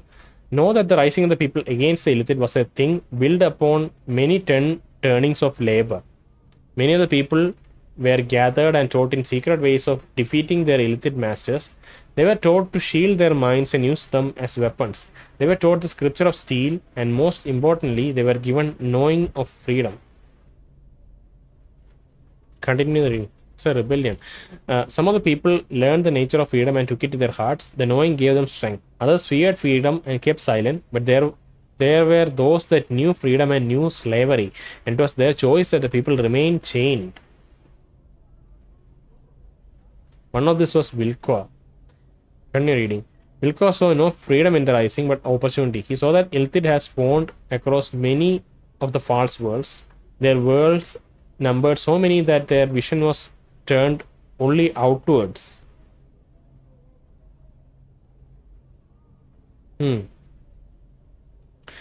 Wilkor's eye saw that much took place that Wilkor's eye saw that much took place that Illithid did not see. To the rising, the Illithid were blinded. Wilkor came before his masters, the Illithid Sigittaris, and with the knowing of the rising, Wilkor added to his chains and offered to be their eyes against the rising.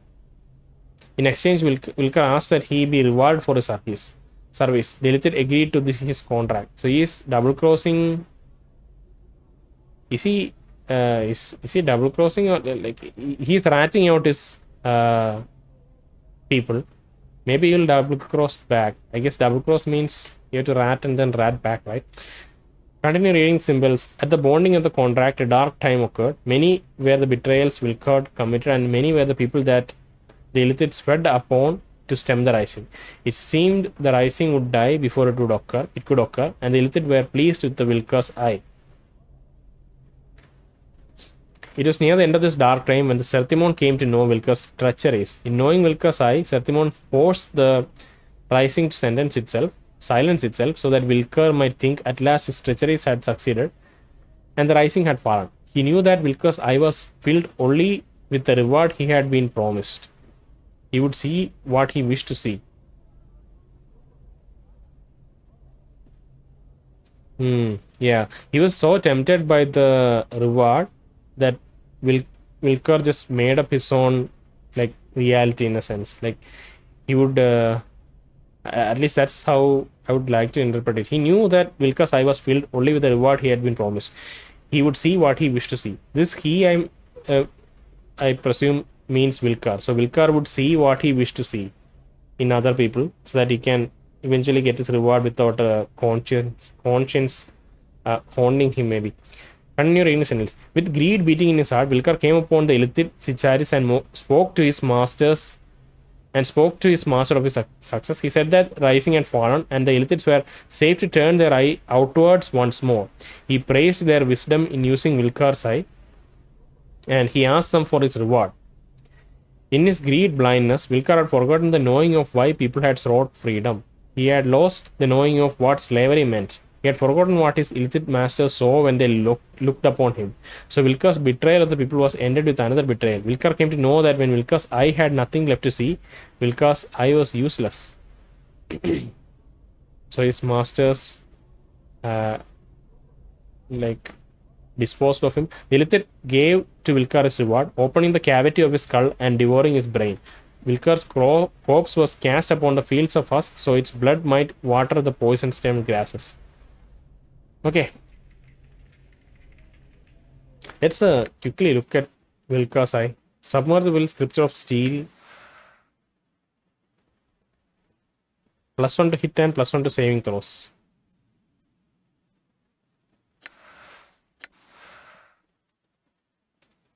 Armor class and saving throws. Affect one creature. Is branded upon one who is foolish enough to cross the caster. Wilkor's short-sightedness becomes the target's vision, and soon the world is muddled and dark. Now we know why Wilkor is short-sighted. If the targeted creature falls fails its saving throw at -1 penalty, the creature will be struck with blindness and suffer a -4 penalty to its attack rolls and +4 penalty to the target's AC. So the thing is, it's not a guaranteed debuff. It rolls. Yeah, I guess every spell here is never guaranteed because of the saving throw system. So we'll see.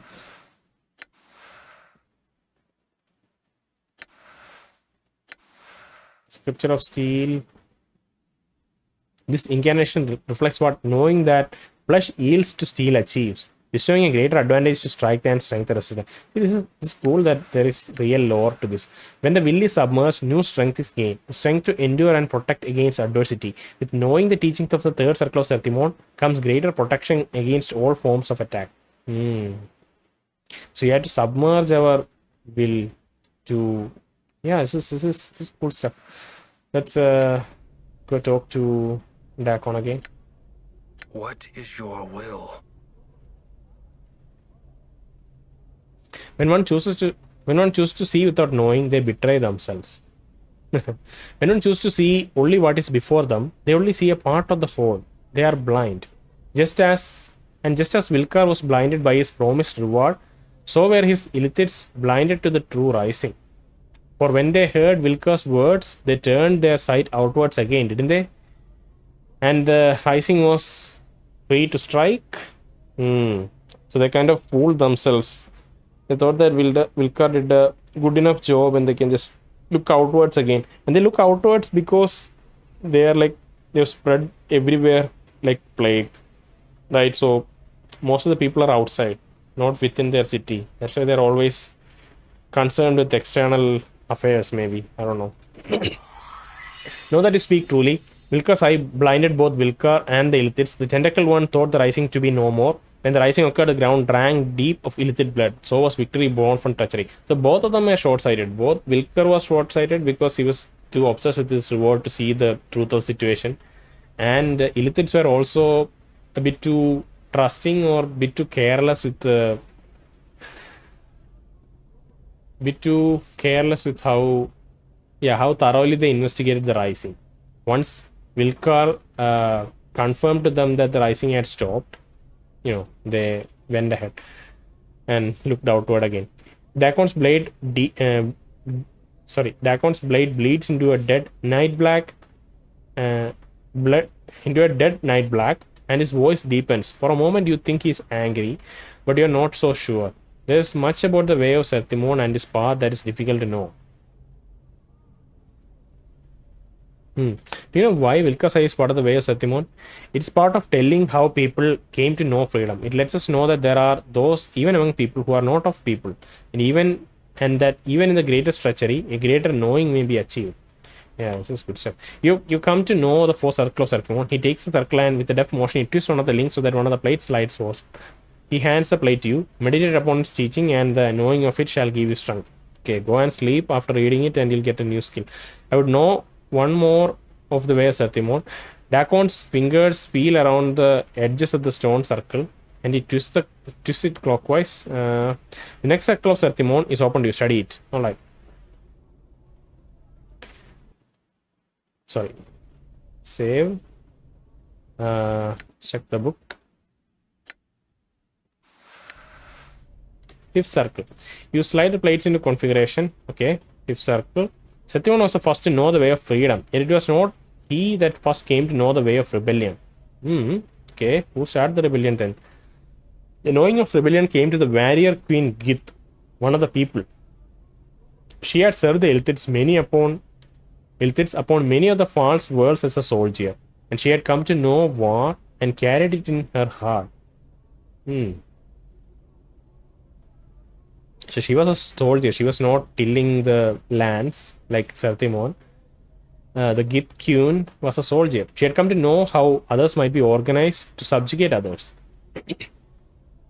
She knew the paths of power, and she knew the art of taking from conquerors the weapons by which they could be defeated.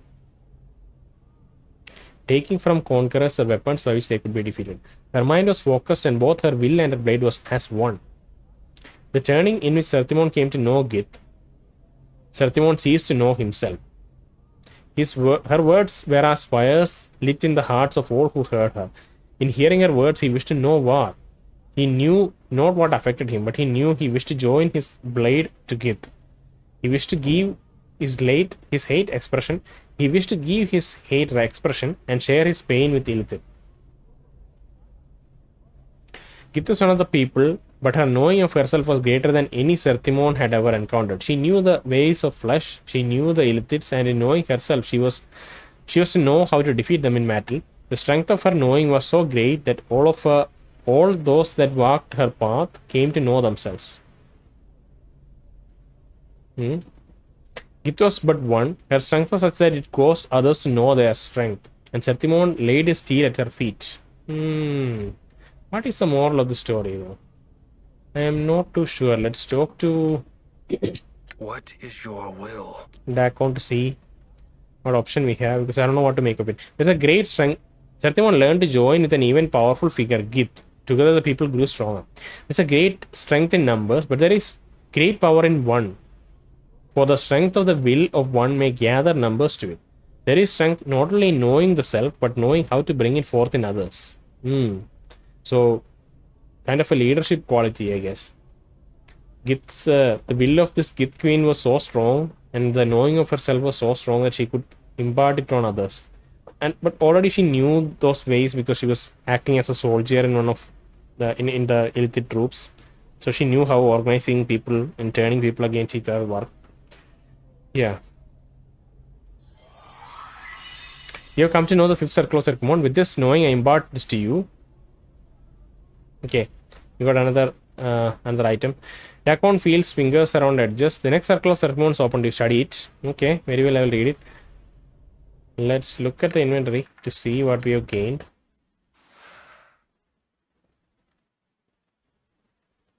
Vilka's Eye. We already know Vilka's Eye. Wait. Sorry, what? I maybe I didn't copy it, yeah. Fifth circle of Zerthimon. Power of 1.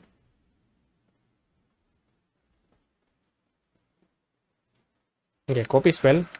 Let's look at the spell book to see power of 1. Power of 1. And from Gith the warrior king came the knowing of oneself, and from knowing came immense power.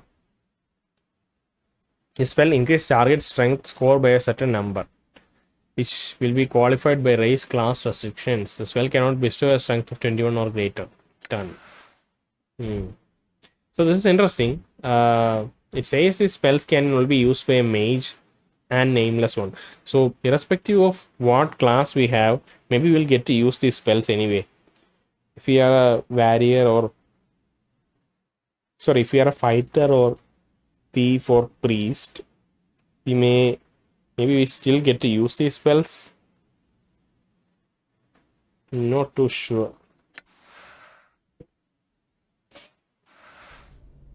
Let's read the next circle.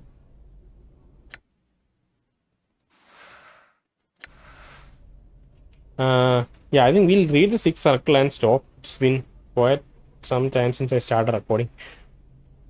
You slide the plates into the configuration Dak'kon showed you, and a new ring revealed. It's fine. Upon the blasted plains, Zerthimon told Gith there cannot be two skies. In the wake of his words came war. Okay. Upon the blasted plains, the people had achieved victory over Illithid masters. They knew freedom. Yet before the green fires had died from the battlefield, Gith spoke of continuing the war. Many, still filled with the bloodlust in their hearts, agreed with her. She spoke of not merely defeating the Illithids, but destroying all Illithid across the plains. After the Illithids had been exterminated, they would bring bar to all other races they encountered. Okay. It's getting out of hand. In Gith's heart, fire raged. She lived in war, and in war she knew herself. All that her eyes saw, she wanted to conquer. Zerthimon spoke the beginnings of that which was against Gith's will. Spoke the beginnings of that which was against Gith's will. He spoke that the people already knew freedom. Now they should know themselves again and mend the damage. Zerthimon spoke the beginnings of that which was against Gith's will. He spoke that the people already knew freedom. Now they should know themselves again and mend the damage that had been done to the people. Behind his words were many other herds of people who were wary of the war against Illithid.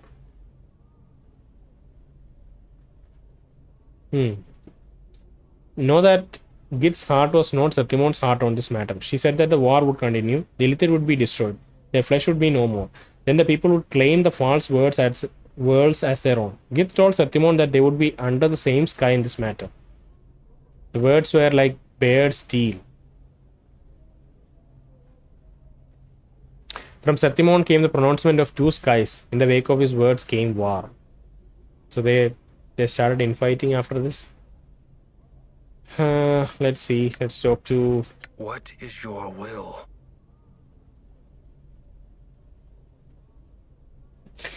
Zerthimon learned that even in freedom, one must continue fighting for freedom, even within one's own race. I know that Zerthimon's devotion to people was such that he was willing to protect them from themselves. He knew the Illithids had come not to know themselves in their obsession with control and domination. So he chose to stop the Gith before she carried out the people to their deaths. There must be balance in all things, or else self will not hold. Again, good stuff. Balance in all things, or the self will not hold. You've seen the words and know them. Dak'kon's voice slows and his hands grip the edges of the unbroken circle. He twists it clockwise, and there's a click as two place sides slides for. Jesus Christ, I've read so much that I'm losing my voice. There's a click as two plates slides forth. Dak'kon stares at the two plates in his hand. He makes no move to hand them to you. He got two plates this time. Usually he only gets one plate and he hands it to us, right?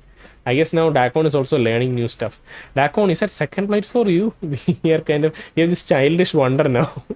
That Dak'kon is handing out plates not just to ourselves but to himself too. We are kind of catching up with Dak'kon. Dak'kon falls silent. His blade sees shimmering, the film freezing upon its surface. He is staring at the second plate, paralyzed. Do you know the sixth circle? Dak'kon looks up, but his cold black eyes do not meet your gaze. Know that there is nothing more I may teach you. You know the way as the people know it, and it shall give you direction by which you know that yourself. That's not what I asked. Do you know sixth circle or not? Dak'kon is silent for a moment, then speaks, his voice slow and careful. It has come to pass that I do not know the sixth circle of Zerthimon. Once I knew it, but I know now that I only saw the words. Dak'kon's eyes stare through you. That is all. It is my path that I no longer know the way of Zerthimon. Okay, let's go back. This is important. So we give this description about how Illithids had come to know themselves in obsession and in control and domination. So he chose to stop Gith before she carried out the people to their deaths. Okay. There must be balance in all things, or else the self will not hold. Okay. You have seen the words and know them. Dak'kon's voice lows and his hands grip the edge of the unbroken circle. He twists it clockwise, and there's a click as two plates slides forth. Dak'kon stares at the two plates in his hand. He makes no move to hand them to you.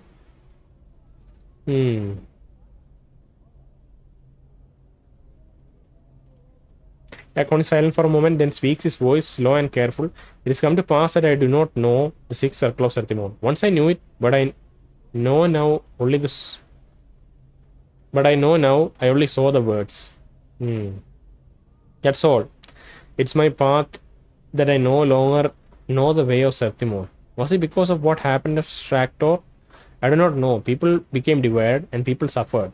Upon reading the Unbroken Circle, I know now that I took the knowing of the fifth circle and used the power of one to bring about a sixth circle in Straktor.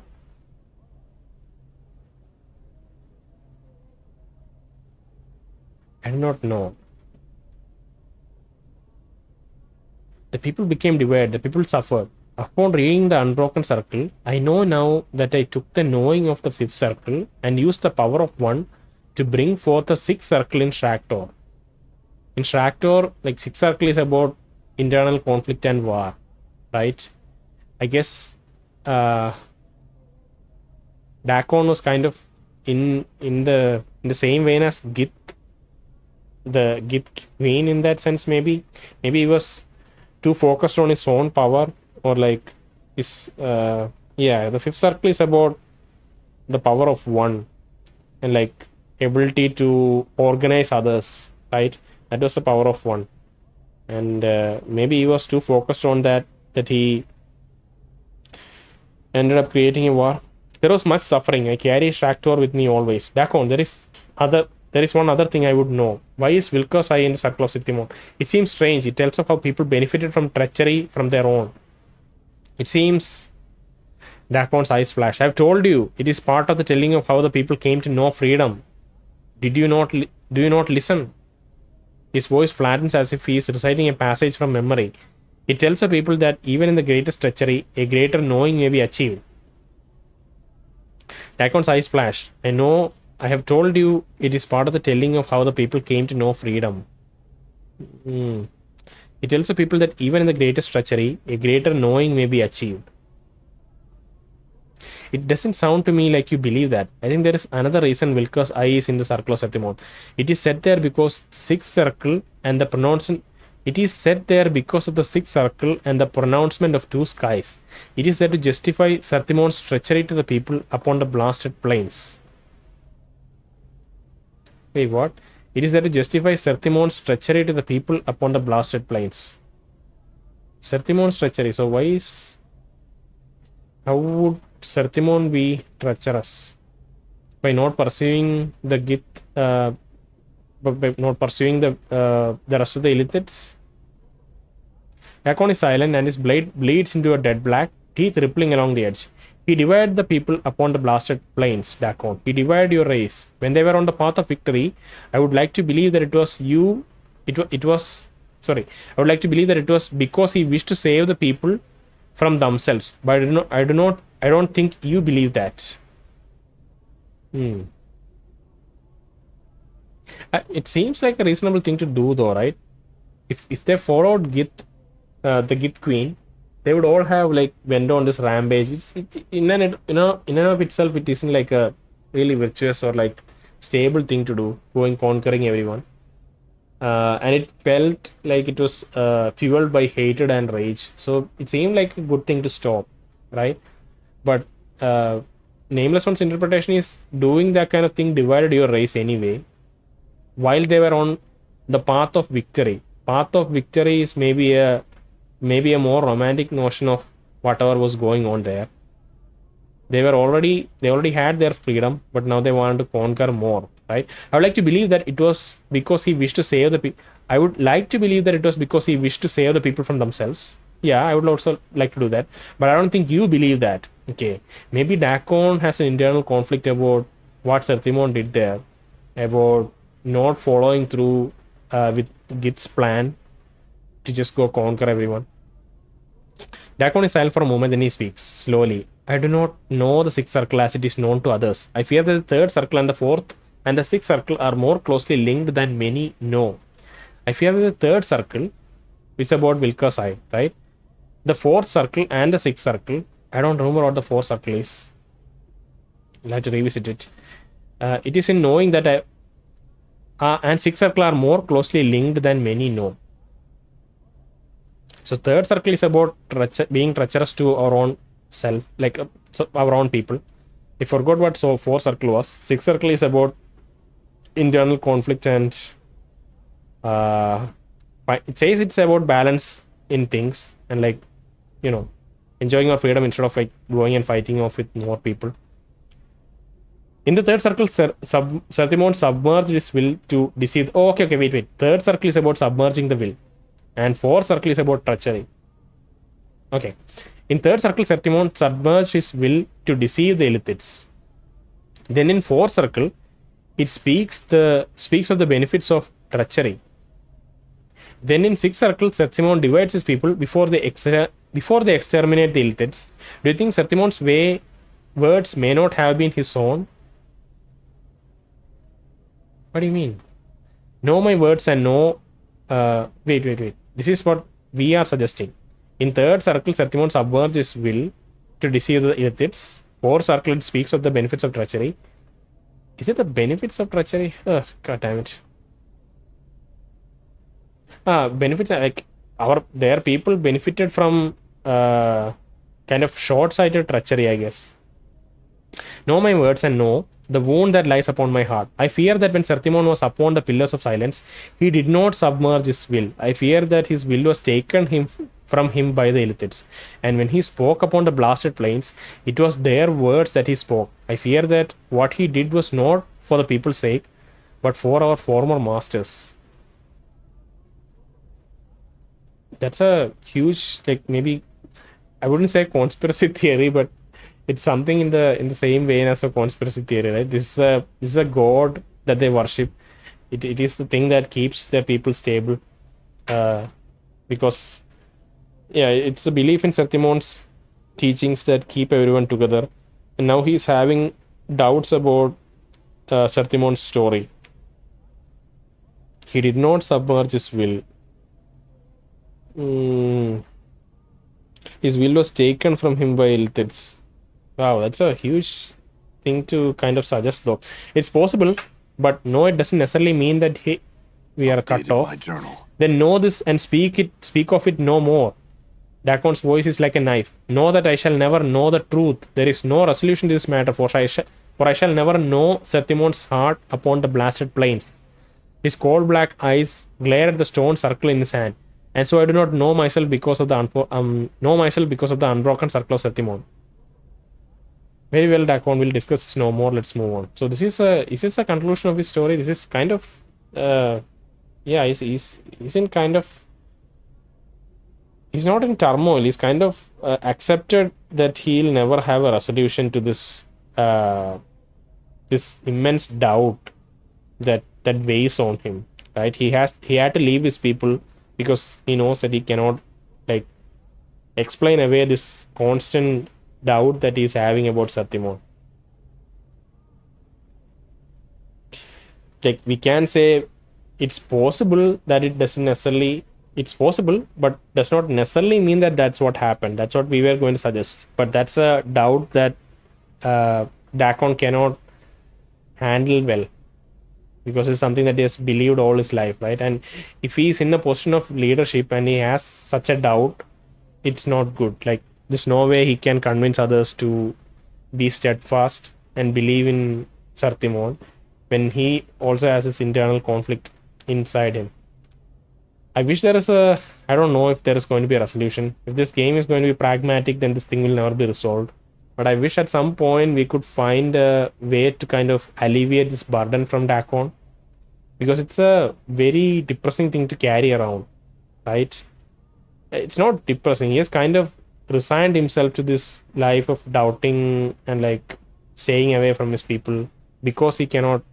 Yeah, he's an uncertain element at this point.